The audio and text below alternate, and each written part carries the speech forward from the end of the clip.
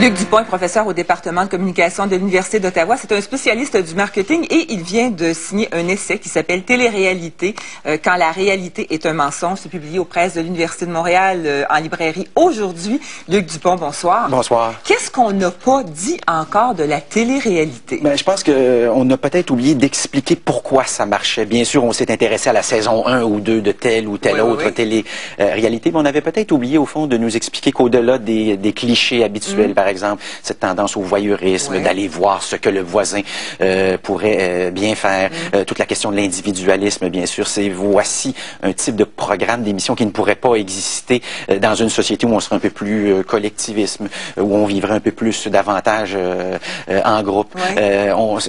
C'est un type d'émission également qu'on ne pourrait pas imaginer dans une société qui n'aurait pas été initiée, je dirais, à ce que la disparition entre l'espace public et privé.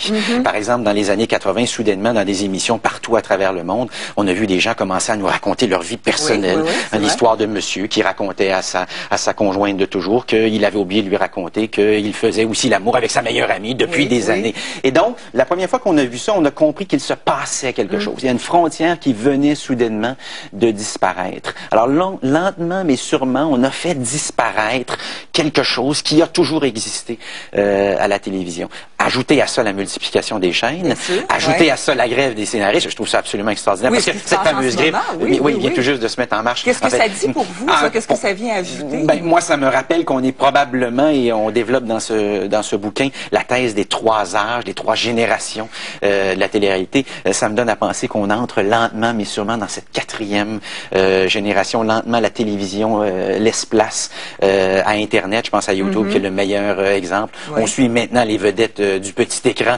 non plus seulement sur le petit écran. Et si on tient absolument à parler de petit écran, je vous parlerai plutôt d'Internet dans ce cas-ci. Donc, il se passe quelque chose. Évidemment, lors de cette toute première grève-là, et elle est importante en 82, les chaînes américaines ont dit, mais nous n'avons plus de scripteurs, de rédacteurs, de concepteurs, d'idéateurs. Il faut donc trouver une nouvelle façon d'alimenter, de distraire le public, les téléspectateurs. Et là, il y a quelqu'un qui a levé sa main et qui a dit, à ma foi, si on filmait des gens ordinaires en continu, il y a quelqu'un qui a fait ça en 73, ça s'appelait PBS, on est loin de ces grandes multinationales qui aujourd'hui font de la télé-réalité, et donc en 73, il y a PBS qui lance ça.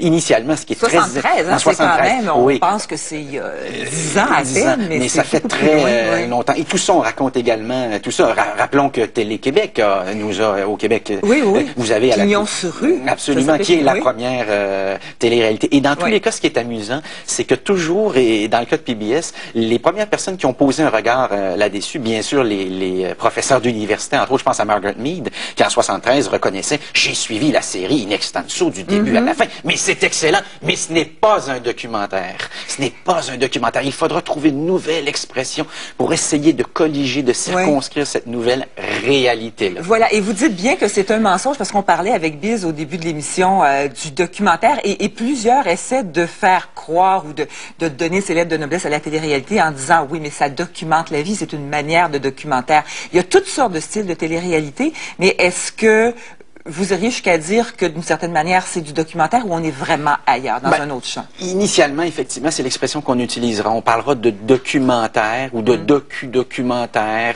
Lentement, assez rapidement, en fait, on s'apercevra que non, le terme n'est pas correct. Moi, je pense que dans ce cas-ci, l'exploit des télévisions partout à travers le monde, c'est d'avoir fini par nous faire croire, en tout cas, il y a beaucoup de gens, je vous annonce officiellement, quand on jette un coup d'œil sur les sondages, qui sont convaincus que la télé-réalité, c'est de la réalité. Alors, je dirais que de ce point de vue-là...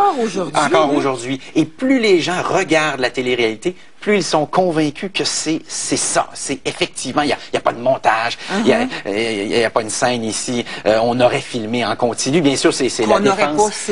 On n'aurait pas scénarisé, absolument. Et donc, souvenons-nous qu'il s'agit essentiellement d'une grande pièce de théâtre et que si les grandes entreprises qui diffusent ces types d'émissions-là, je pense en Démol, entre autres également, on aborde toute cette question-là, des gens qui, eux, ont ajouté à la télé-réalité de la première génération, donc celle des années 80, tout l'aspect multimédia. Oui, oui. Et tout l'aspect aussi, parce que quand on parle de télé-réalité, je parlais de PBS, donc des États-Unis, mais on oublie souvent que la plus grande... C'est multinational. Oui, c'est multinational. Oui. En fait, toutes les grandes émissions que l'on regarde en Amérique du Nord sont tantôt des concepts français, tantôt des concepts italiens, néerlandais, japonais également, australiens, britanniques. Il y a très peu d'américanité dans ce qu'on appelle la télé-réalité. Qu'est-ce que ça vous dit, et la grève des scénaristes d'Hollywood en ce moment vous fait penser qu'on entre dans une 4e génération de télé-réalité?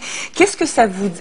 Ça modifie notre regard de téléspectateur, ça modifie certainement notre manière d'appréhender la vie, le lien entre la sphère publique et la sphère privée qui tend à se dissoudre.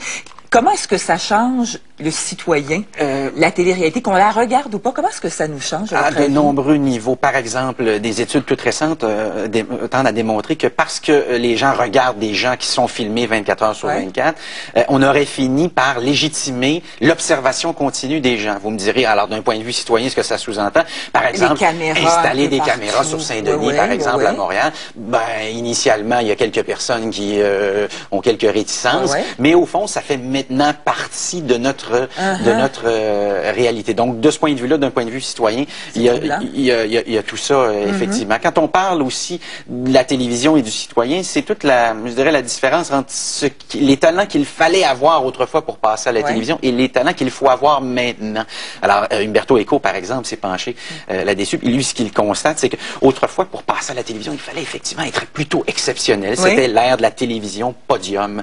Aujourd'hui, il va dire non, au fond, ce qui est important, c'est passer à la télévision. Et ça suffit pour devenir célèbre. Quand j'enseignais il y a une quinzaine d'années à mes étudiants en communication et je leur demandais, mais pourquoi voulez-vous devenir des communicateurs? Pourquoi étudiez-vous en communication?